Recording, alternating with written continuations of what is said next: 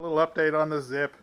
Last week we got the cover boards all glued and screwed. Give you a little walk around tour of that. There were some interesting clamping techniques in use. I think this week we're going to do the king plank. Start on the little maple strips for between the boards. I had a couple of questions about how we got these boards trimmed out. Basically, once the subdeck was down, I literally just took a block plane and took it down to the edge, and then we ran a bearing bit around it with my old Craftsman router to get the outside edge.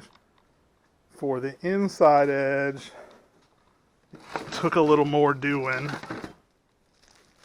I created this little jig for my Bosch router, a couple of bearings from the bandsaw of all things with a straight cut bit, and basically you could just run this right around the outside edge. You got to be really careful to keep it landed on the bearings.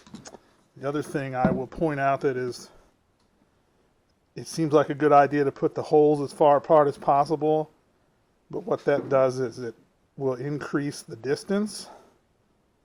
When I use these outside holes, when I was going around the corner, the distance would actually be 6 inches or 6.5 inches as opposed to 6 inches on the straights, and that didn't work out.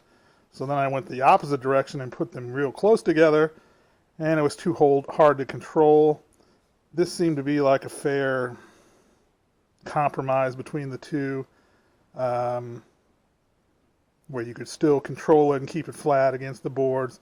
It did increase the distance on the curve by maybe a 1/16 of an inch. Nothing that really is noticeable.